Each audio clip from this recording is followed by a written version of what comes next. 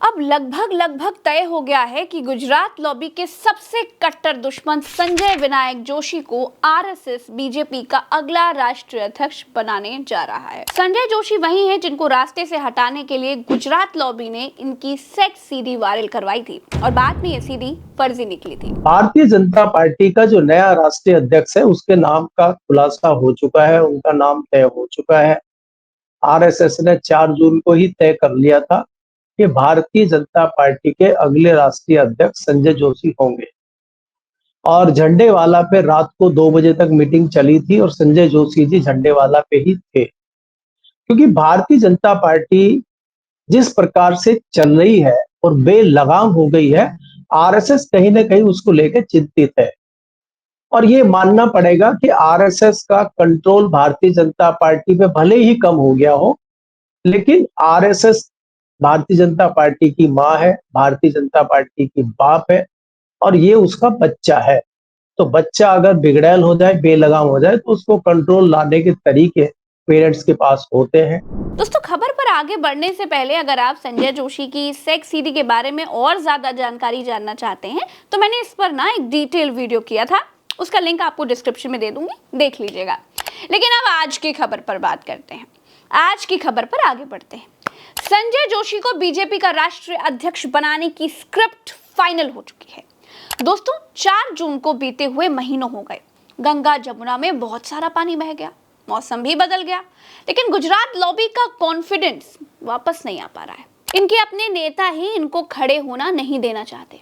हुआ क्या कि नागपुर में नितिन गडकरी ने कहा कि चौथी बार भारतीय जनता पार्टी की सरकार नहीं आएगी। जैसे ही लोगों के कान खड़े हुए, गडकरी ने कहा कि मैं तो मजाक कर रहा था। समझ रहे हैं आप? समझ रहे हो ना? कितनी चतुराई से नितिन गडकरी ने अपनी बात को घुमा दिया। आरएसएस संजय जोशी को दिल्ली भेजने की तैयारी कर रहा है।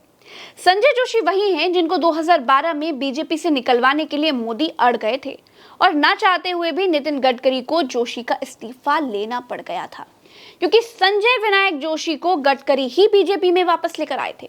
लेकिन आज वक्त बदल चुका है, जज्बात बदल चुके हैं, हालात बदल चुके हैं।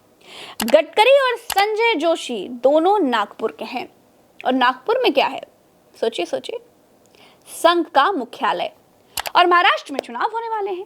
यानी कड़ियों को कड़ियों से जोड़िए तो कहानी आपको बड़े आराम से समझ में आ जाएगी। इससे पहले नितिन गडकरी ने यह भी कहा था कि विपक्ष उनको प्रधानमंत्री बनाना चाहता था, लेकिन उन्होंने खुद ही मना कर दिया। अब दोस्तों, ये कोई लुकी छुपी बात तो है नहीं कि गडकरी के और मोदी शाह के रिश्ते आपस में अच्छे नहीं है।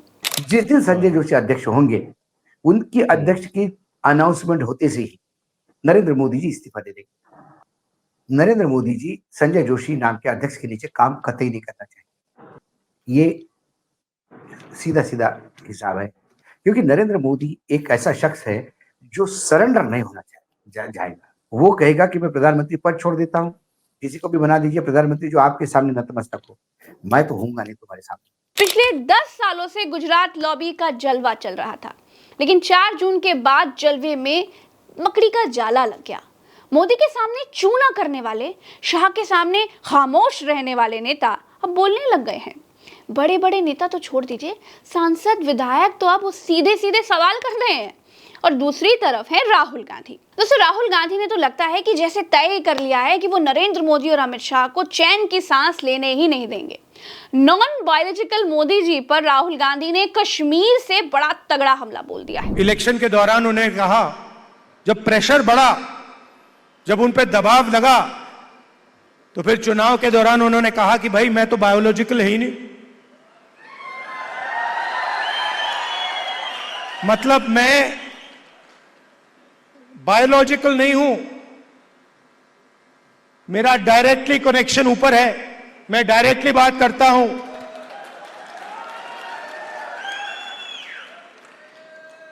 तो साइकोलॉजिकल प्रेशर इस स्टेटमेंट से दिखता है कि इंडिया गठबंधन ने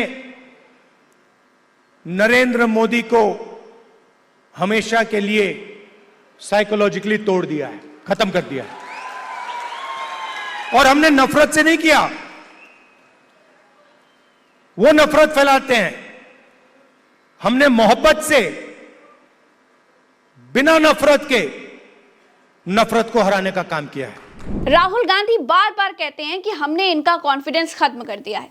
आज देश में विपक्ष जो चाहता है वही होता है, हम वो करवाते हैं। नरेंद्र मोदी मेरे सामने संसद में होते हुए भी विपक्ष का सामना नहीं कर पा रहे हैं। और आज जो भी विपक्ष करवाना चाहता है हम करवा देते हैं। वो कानून लाते हैं,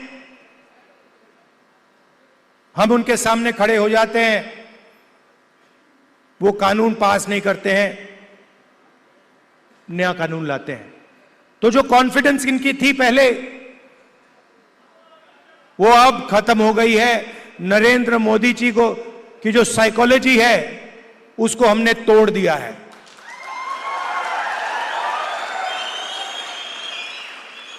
वो तो उनके चेहरे पे साफ दिखता है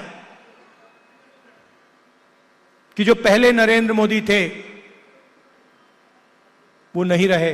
विपक्ष तो अपना काम करेगा ही, विपक्ष तो घेरेगा ही, लेकिन मोदी आजकल अपनों से घिरे हुए हैं। अजय देवगन की फिल्म का वो डायलॉग याद आ गया, हमें तो अपनों ने लूटा, गैरों में कहाँ दम था। लेकिन ये वही लोग हैं जो 10 साल तक चुप रहे। मोदी ने जिन्हें बोलने नहीं दिया, ये वही संघ है जैसे गुजरात लॉबी ने एकदम किनारे लगा दिया था। ये वही गडकरी हैं जिनका सियासी भविष्य चौपट करने में कोई कसर नहीं छोड़ी गई थी। और ये वही संजय जोशी हैं जिनके साथ गुजरात लॉबी ने क्या क्या नहीं किया। लेकिन कहते हैं ना, ऊपर वाले के घर देर है अंधेर नहीं, गुरूर जरूर टूटता है। अब तक ग्रह नक्षत्र मोदी के साथ थे। आप इसी बात पर खुश थे कि सतयुग त्रेता युग के बाद अब भाई मोदी युग चल रहा है।